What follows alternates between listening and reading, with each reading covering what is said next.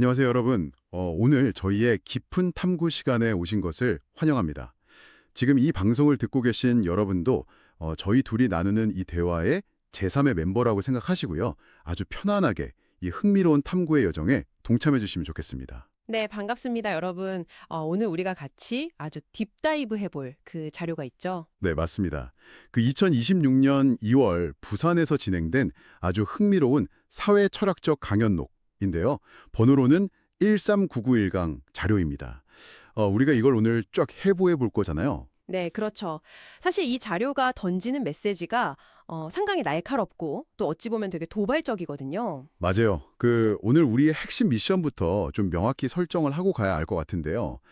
직장 생활이나 사회 생활 하다 보면 우리가 늘 느끼는 답답함이 있잖아요. 아, 다들 느끼죠, 그거는. 네, 그러니까 사람들이 왜 이렇게 어떤 조직의 본질적인 목표, 다시 말해서 연불에는 관심이 없고 당장 내 주머니에 떨어지는 혜택이나 뭐 승진 같은 잿밥에만 막 혈안이 되어 있을까? 왜 우리는 이렇게 각자 도생의 길로 접어들었나?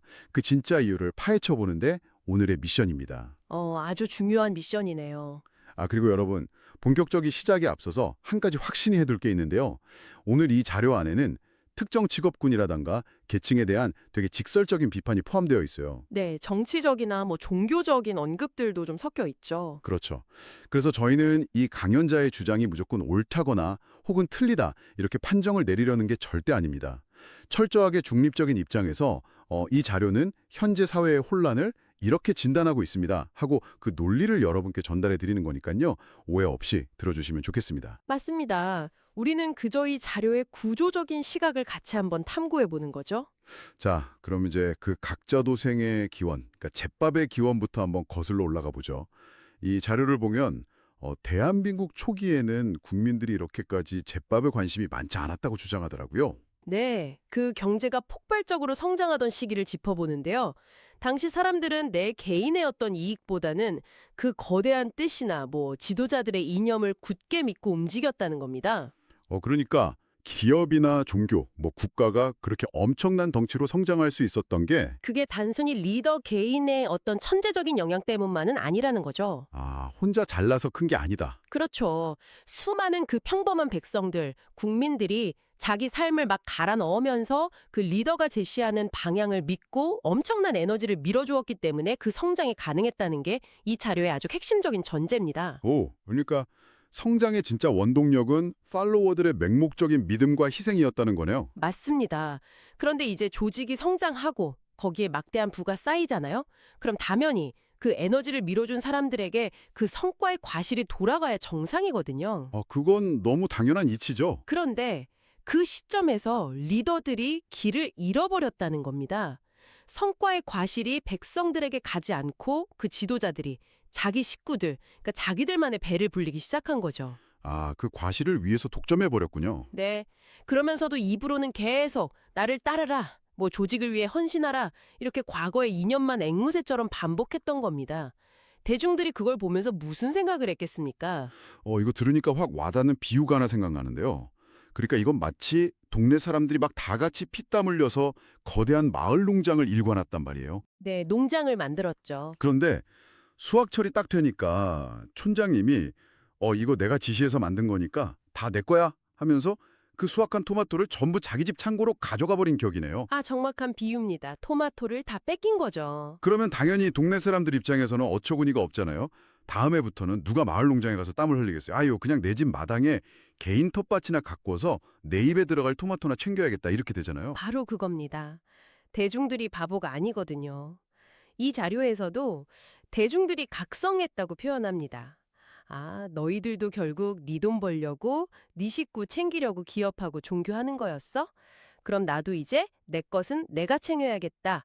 이렇게 철저하게 단도리를 하기 시작했다는 거죠. 와, 나도 내 것을 단돌이 해야겠다. 네, 그 배신감이 결국 생존 본능을 자극했고 그게 지금 우리 사회를 뒤덮은 각자 도생과 죄밥에 대한 집착으로 이어졌다는 아주 냉혹한 분석입니다. 야, 진짜 이 배신감이 사회 전체의 분위기를 확 바꿔버린 거네요.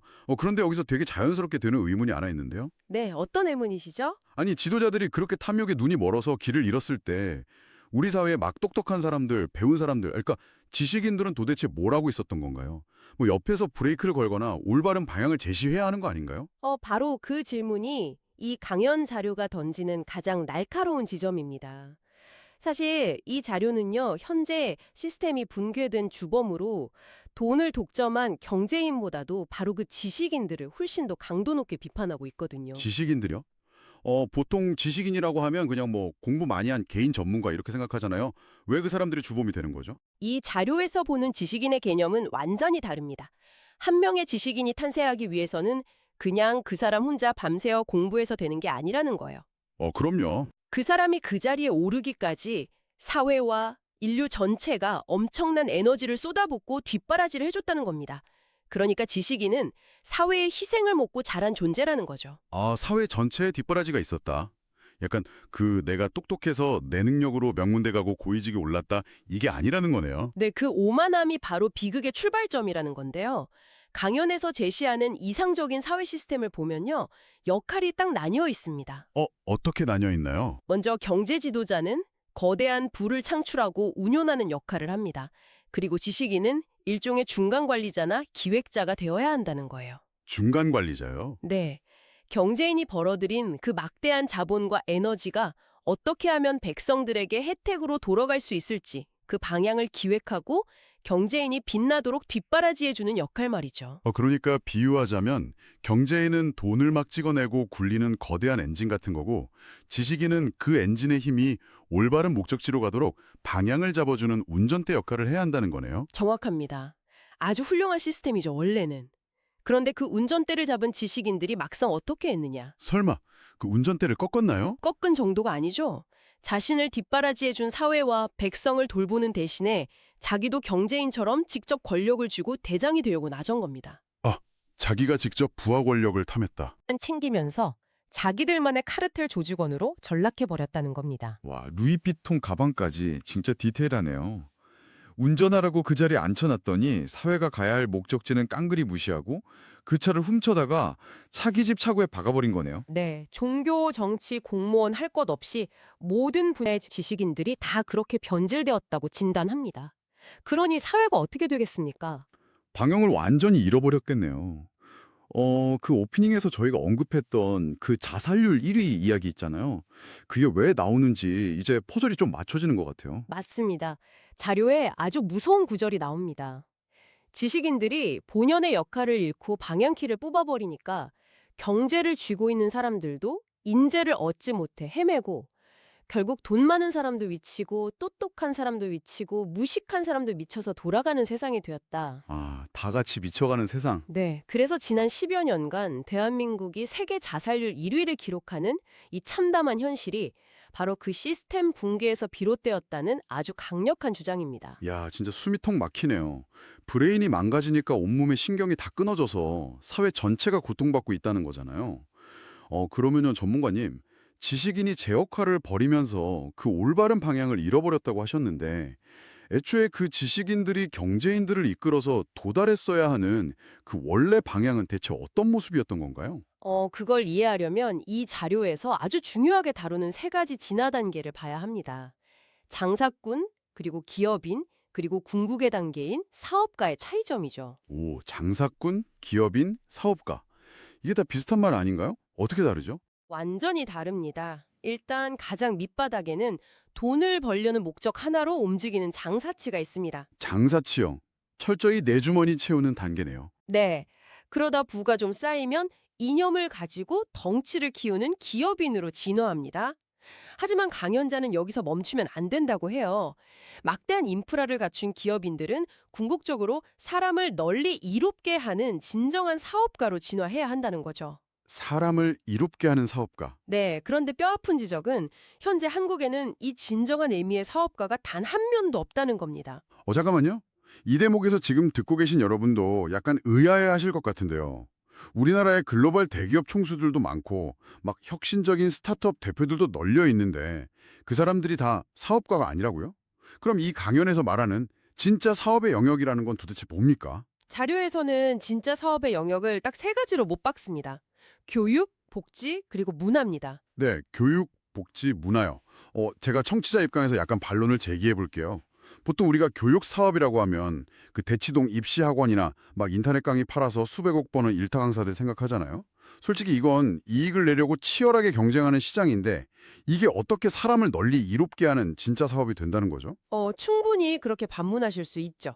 하지만 강연자가 말하는 사업은 그렇게 돈을 벌기 위한 장사를 뜻하는 게 아닙니다. 완전히 개념이 달라요. 아, 아예 다른 개념이다. 네, 진정한 사업가는 돈을 쫓는 게 아니라 사회의 본질적인 결핍, 그러니까 정신적 빈곤이라 갈등 같은 아픔을 치유해주고 사람들의 삶을 근본적으로 나아지게 만드는 일을 해야 한다는 겁니다. 아, 사회적 문제를 해결하는 거예요? 그렇습니다. 기업인이 단순히 어떤 얄팍한 인기를 얻으려고 하면 안 되고요. 올바른 사업을 통해서 백성들의 깊은 존경을 받아야 한다고 강조합니다. 그리고 사람들을 진정으로 이롭게 하면 그 어마어마한 경제적 부는 억지로 쥐어짜지 않아도 자연스럽게 폭포수처럼 따라온다는 구조예요. 와, 돈을 쫓아가는 게 아니라 사람을 이롭게 해서 존경을 받으면 돈이 그냥 저절로 따라온다. 네, 존경을 받는 기업은 대체 불가능해지니까요. 납득이 가네요. 그러면 결국 진정한 사업의 최우선순위 첫 번째가 교육이라는 건데 아까 제가 말한 그 학원 지식이 교육이 아니라면요. 이 강연자가 말하는 진짜 교육은 대체 뭐길래 그렇게 거대한 부를 끌어당긴다는 걸까요? 여기서 이 자료의 가장 핵심적인 개념 분리가 등장합니다. 바로 지식과 교육을 완전히 다른 것으로 구분하는 거죠. 아, 지식과 교육이 다르다고요? 우리는 보통 뭐 명문대 가고 어려운 책 많이 읽으면 교육 잘 받았다 이렇게 생각하잖아요. 네, 다들 그렇게 착각하죠. 하지만 이 자료에서는 우리가 배우는 그 지식은 과거 수천 수만 년 동안 우리 선조들이 만들어 놓은 그들의 논리, 그러니까 자기식의 축적일 뿐이지 그 자체로는 진리가 아니라고 말합니다. 과거 데이터의 축적일 뿐이다. 그렇죠. 진정한 교육은 그런 지식 데이터를 암기하는 게 아니라 사람들의 인성을 갖추게 하고 사회가 앞으로 어떻게 나아가야 할지 새로운 길을 열어주는 인성교육이자 사회교육이라는 겁니다. 인성교육과 사회교육이 진짜 교육이다. 네. 그런데 대한민국은 똑똑한 지식에는 막 차고 넘치는데 진정한 의미의 교육을 받은 사람은 아무도 없다는 게 이 자료의 아주 뼈아픈 진단입니다. 와, 지식인은 많은데 교육받은 사람은 없다. 이거 듣다 보니까 이 대목에서 그 강연 자료에 등장하는 진짜 강렬하고 흥미로운 역 떠오르는데요. 아, 네. 어떤 거죠? 그 외에 옛날에 우리나라가 전 세계에서 가장 찢어지게 가난하던 시절 있잖아요. 당장 내일 먹을 쌀도 없던 그 시절에 코올리게 애들한테 학교에서 몽둥이로 때려가면서 달달 외우게 했던 거. 아, 국민교육헌장 말씀이시군요.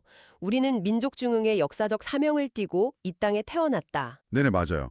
막 끝에 가면 밖으로는 인류공용에 이바지할 때다 이러면서 뜬나잖아요. 아니, 우리 앞가림도 못하던 최빈국 시절에 무슨 인류공용에 이바지한다는 그런 거창한 역사적 사명을 달달 외웠다는 게 어찌 보면 진짜 기형적이잖아요. 이 자료에서는 한국인들을 유일하게 그런 사명을 띠고 태어난 민족, 뭐 천손이라고 흥미롭게 묘사하더라고요. 맞습니다. 세계적으로도 유례가 없는 일이죠. 그런데 여기서 아주 치명적인 비극적 아이러니가 발생했다는 걸 전문가는 짚어냅니다. 아이러니요? 어떤 모순이 있었던 거죠? 입으로는 그 엄청난 사명을 다들 외웠어요. 인류 공영에 이바지하겠다. 그런데 정작 그래서 그걸 구체적으로 어떻게 해야 하는 건데? 라는 질문에 대해서는 단 한 명의 지식인도 연구하지 않았다는 겁니다. 아, 목표는 있는데 방법론이 없었네요. 네. 그걸 진정한 교육으로 발전시켜서 백성들에게 가르쳐 줬어야 했는데 아무도 안 한 거죠.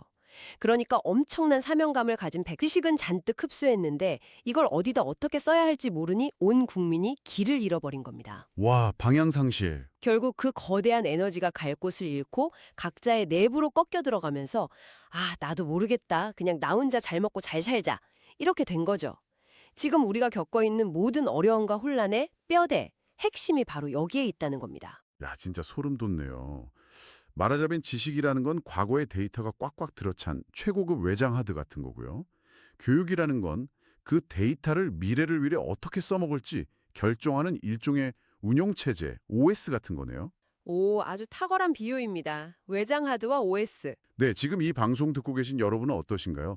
혹시 우리도 그저 스펙이라는 이름의 외장 하드 용량만 계속 들이면서 정작 내가 이 사회와 어떻게 연결되고 인류를 위해 뭘 할 수 있을지에 대한 그 OS 업데이트는 완전히 멈춰버린 건 아닐까요? 네, OS가 없으니 컴퓨터가 먹통이 되고 그게 지금 사회 곳곳에서 터져나오는 스트레스와 파국으로 나타나고 있는 거죠. 맞습니다. 오늘 저희가 정말 깊은 곳까지 내려갔다 온 것 같은데요.